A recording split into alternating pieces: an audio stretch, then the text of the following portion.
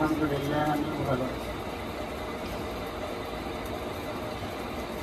অল্প সময় সংক্ষিপ্ত কথার মধ্যে শেষ করব। আরবি হরফ কয়টি? আরবি হরফ 29টি। কয়টি? কয়টি? 29টি। এর মধ্যে চিকন হরফ আছে, মোটা হরফ আছে। মোটা হরফ কয়টি? 7টি। মোটা হরফ কয়টি? কয়টি? মোটা হরফ কয়টি? 7টি। উত্তর দিবে আমার কথা, হ্যাঁ? তাহলে তোমাদের জেহেনে ঢুকে যাবে বিষয়টা। মোটা হরফ কয়টি? 7টি। খ বলো। খ সদ কয়টা হলো?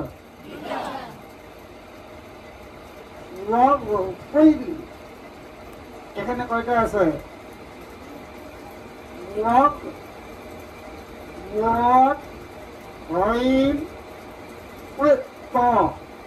কয়টা আছে?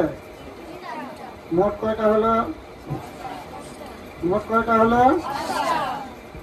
আর দুইটা হলো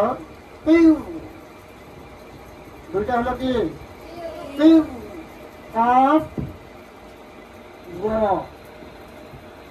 এটা হলো মোটা হলো। এটা কি? এটা কি? এই 7টি কি? আওয়াজকে বলতে হবে, কেউ যেন না শোনে, পর্দার ব্যাপার আছে না। মোটা হরফ কয়টি? কয়টি?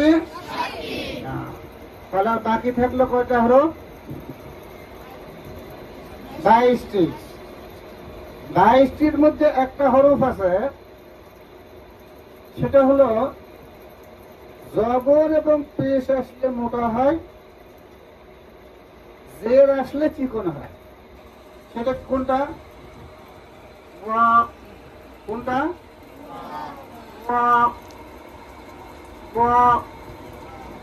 বড় ধরে রা পেশ রু, এটা হলো চিকন উচ্চারণ। রা পেশ রু, এটা হলো কি? চিকন উচ্চারণ। আসলে হবে কি? রা পেশ রু রু রু, রা পেশ রু। একটু চাপ দিয়ে পড়তে হবে। রা পেশ রু, রা জবর রা, এটা সোজা। কিন্তু রু এইটা হলো খুব কঠিন, চিকন মোটা করতে পারে না, সহজ হয় না এটা। তাহলে বাকি চিকন হরফ মোট কয়টা? 22টি। চিকন হরফ উচ্চারণের নিয়ম হলো, উচ্চারণের সময় একটা আঙ্গুল পরিমাণ ফাঁক হবে। এখানে কয়টা? এখানে কয়টা ফাঁক হবে? একটা। যেমন আমি যদি এভাবে বলি বা, মোটা হয়ে গেল না? হলো কিনা? বা মোটা হলো কিনা? আর যদি এরকম ভাবে বলি বা, বা চিকন হলো না? তা চিকন হলো না? এটাকে যদি আমি বলি তা, কি হলো? মোটা হয়ে গেল না? পাপ মোটা হয় না? এটা পাপ, তা এটা হলো মোটা। কিন্তু আসলে তা হবে কি? এরকম এক আঙ্গুল তা তা তা তা। বোঝো নাই? চিকন হরফ উচ্চারণের সময় মুখের ফাঁকটা, দুই ঠোঁটের ফাঁকটা এক আঙ্গুল পরিমাণ হবে। যদি বেশি হয় তাহলে মোটা হয়ে যাবে। চিকন হরফ মোটা হয়ে যাবে। এখন চিকন মানুষের যদি মোটা করে ডাকে, রাগ হবে না? রাগ হবে কি না? রাগ হবে। তো মোটা হরফকে যদি চিকন করে ডাকে তাহলে কি রাগ হবে না? এত স্বাস্থ্য, এত মোটা, আমাকে চিকন আলি করার ব্যাপার। চিকনকে চিকন উচ্চারণ করতে হবে, দাড়ি আর মোটাকে মোটা উচ্চারণ করতে হবে। যেমন একটা আয়াতের মধ্যে আছে, ইয়া আইয়ুহাল্লাযীনা আমানুস সাদ আমানুস বিগু বিগু রু রু রু রু চিকন মোটা বোঝা যাচ্ছে না? হ্যাঁ, মোটা হবে। আমানুস বিগু ওয়াসাবিরু ওয়াসাবিরু, এরূপ মোটা হচ্ছে না? এটা আবার চিকন করা যায় কিভাবে? করে সাধারণত সবাই, অধিকাংশ। আমানুস বিরু ওয়াসাবিরু, কিন্তু এটা আসলে ঠিক না। রা যখন পেশ এবং জবর আসবে তখন মোটা হবে। আবার রা সাকিন ডানে যে জবর, রা সাকিন ডানে পেশ, এটাও কি মোটা হবে। যদি রার নিচে জের হয়, রার ডানে যদি জের হয়, রার ডানে যদি জের হয়, তাহলে রা কি হবে? চিকন হবে। রার নিচে যদি জের হয় তাহলে কি হবে? চিকন হবে। তাজদীদের কাজ কি?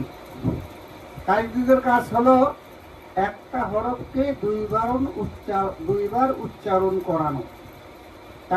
তাজদীদের কাজ কি? দুইবার উচ্চারণ করানো তাজদীদের কাজ। কিন্তু এখানে অনেক সময় একটা আমাদের ভুল হয়ে যায়, যেমন মিন শাদ্দি, এখানে কয়টা রা আছে? কয়টা রা আছে? একটা রা আছে, কিন্তু এখানে তাজদীদ আছে। তাজদীদ থাকার কারণে এই রাটাকে উচ্চারণ দুইবার করতে হচ্ছে, তাই না? হ্যাঁ, তাহলে এখানে আসলটা কি? রার নিচে কি আছে? জের। জেরের যে চাহিদা, জেরের চাহিদা কি? রাকে চিকন করে পড়তে হবে। প্রথম উচ্চারণটা এটা হলো নকল। নকল আসলকে নকল করবে। নকল আসলকে নকল করবে না, নকলকে আসল নকল করবে। কোনটা হয়? হ্যাঁ, ভেজালকে ভালো জিনিস নকল করে না ভালোকে ভেজাল জিনিস নকল করে? ভালোকে নকল করে ভেজালে। নকল যখন হয় তখন ওইটা ভেজাল হয়, ঠিক না? তোমাদেরকে এই মস্কটাই করা হলো আজকে। তো মোটা হরফ কয়টা হলো? চিকন হরফ কয়টা? তার মধ্যে একটা একটু নড়াচড়া করে। জের আসলে একরকম হয়, পেশ এবং জবর আসলে আর এক রকম হয়। তাহলে অরিজিনাল ভাবে হলো 21টা, আর একটা একটু উলট পালট করে। যখন যেটার চাহিদা সেটা পেশ করে, নিজেকে উপস্থাপন করে। আমার মুখে একটা পান আছে, সুন্দর হবে না, তোমরা কিন্তু সুন্দর করে বলো, বুঝো নেই? أعوذ بالله من الشيطان الرجيم.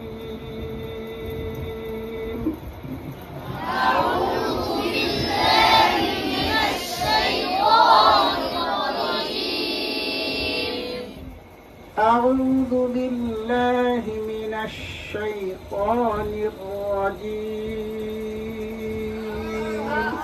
أعوذ بالله من الشيطان